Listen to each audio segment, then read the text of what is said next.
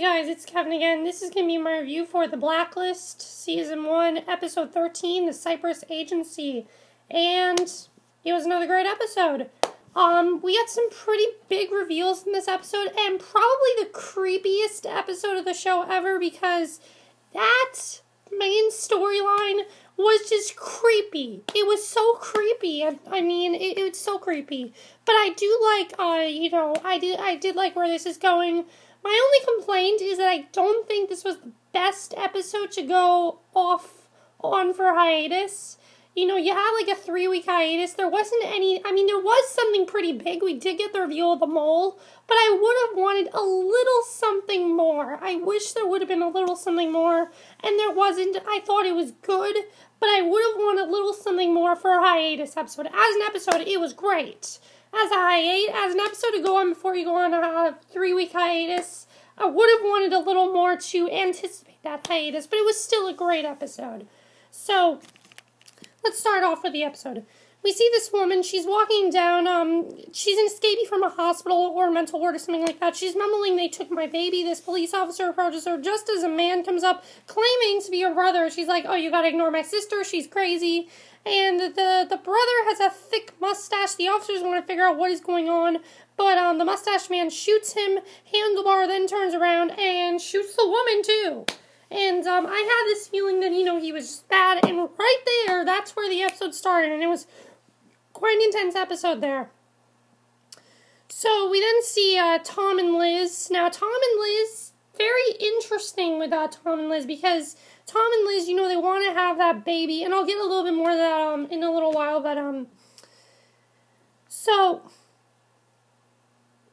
Liz meets with Red, who tells her about an evil organization known as the Cyprus Adoption Agency.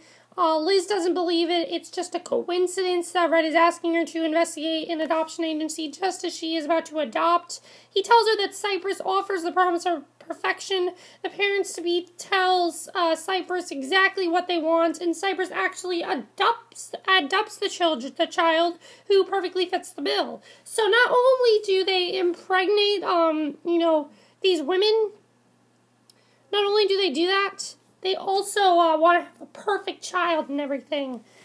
So Red gives Liz the identity of the child who will be abducted next, and she goes to visit the Rowlands, the couple who were going to adopt the baby. She gets them to work undercover. They go meet with the lawyer, Caldwell, and the Rowlands ask too many questions, and the lawyer gets nervous. He walks outside. Liz approaches him. He gets very agitated and mumbles, "I'm already dead." He runs out in the street, and as he about to tell Liz something about the Cyprus Agency, bus slams into him, and he's instantly killed. And here's where we find out there's much more to this story. Now, at this point, I'm thinking, what the fuck? This guy is supposed to be the main killer, and they just killed him? What?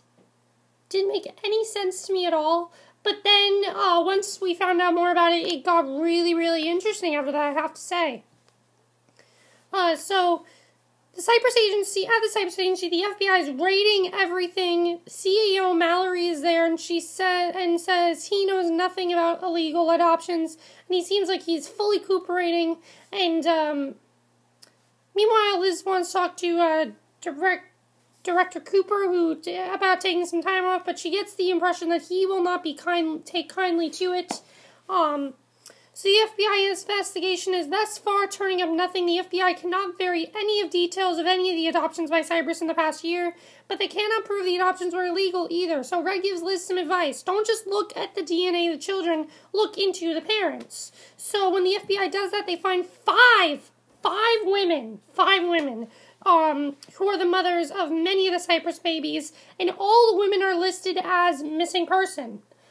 This was just so creepy. It really was. All the missing women are attractive, smart women who are students at top universities. The FBI figures out that Cyprus is grabbing the woman and then getting them pregnant. That's not only disgusting, it's also terrifying.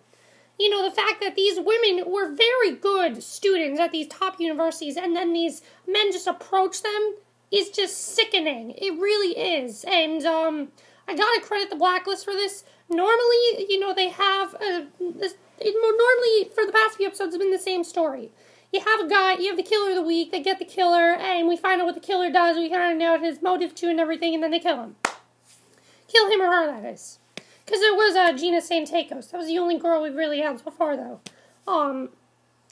Besides that, though, this episode is completely different because we found out there's a lot more to this storyline. It makes it so much more terrifying. It really does. And, I'm sure in real life there are things like, there's things like this that happen in real life. It's really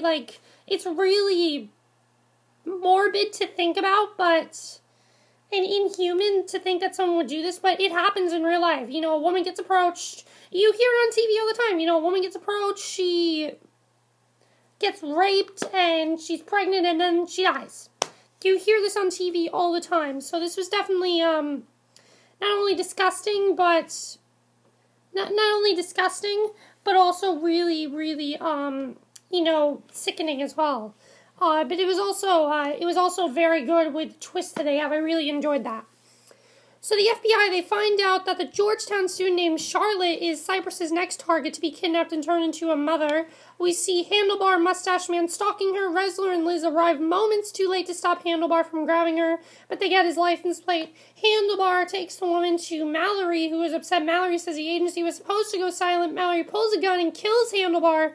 And then Mallory goes to a fertility clinic named Galati. He tells the doctor there to shut everything down. The FBI finds the dead body of one of the women who tried to escape from Cyprus. In an autopsy reveals she had been sedated for the past 3 years, but she has given birth multiple times in that time.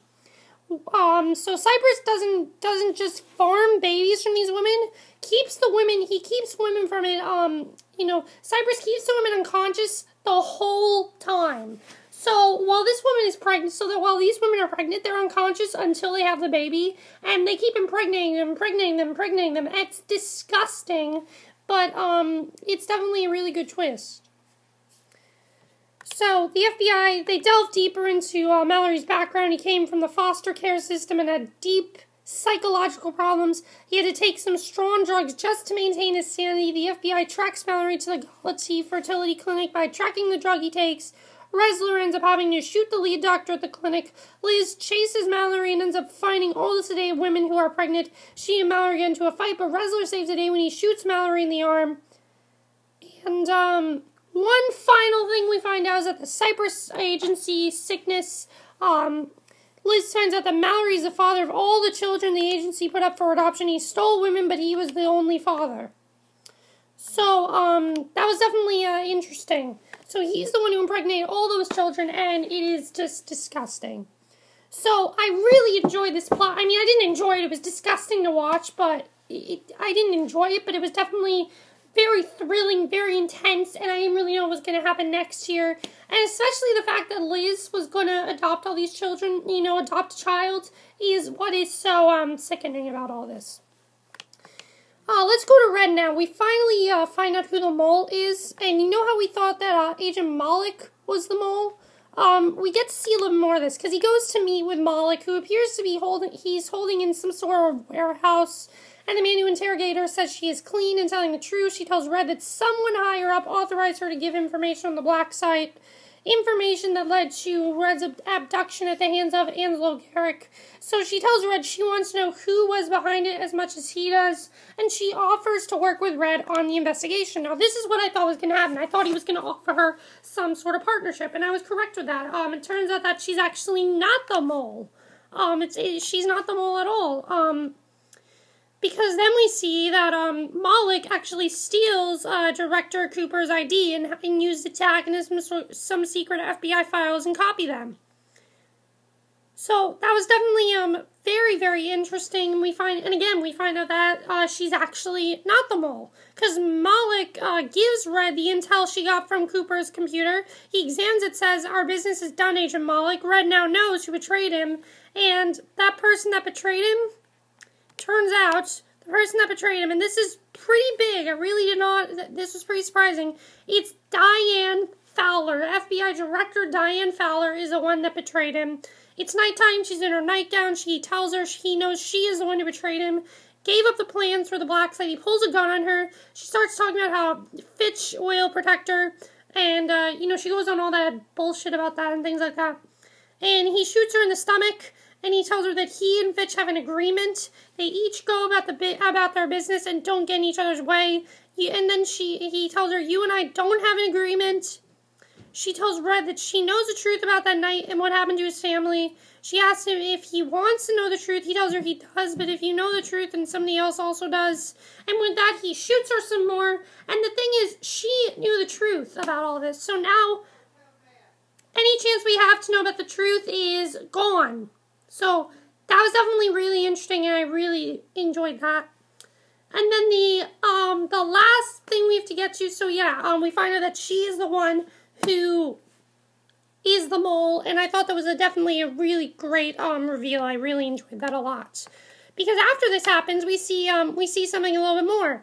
After he kills her, his cleaner and friend appears. Red gives her the gun so she can get to work and clear the evidence of Diane's death.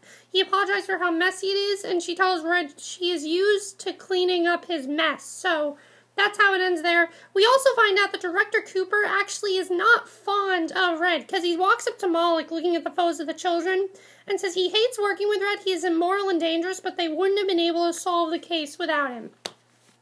So yeah, that's the only other thing that we saw. And then the last thing we have to talk about is Liz, because as we know, her and Tom are trying to adopt a baby and everything, and she actually goes home, and she actually listened to Tom. She was planning on taking some time off from work to care about this baby and everything, so she can take some time off.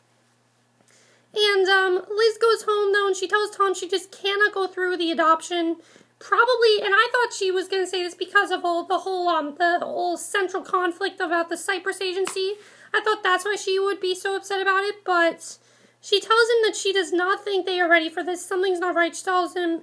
And it's probably because Red's constant mantra that Tom is not who he claims to be has broken Liz's trust in her husband. And that's the only other thing we got. So, another really great episode. I really did enjoy it. I thought there was some really great parts to it. Some of the stuff that I really enjoyed was we got to see the other FBI's views of Red. We really don't get to see that a lot, and I really did enjoy that. And let me know what you guys saw this episode, and I'll see you guys in the next video. Okay, bye.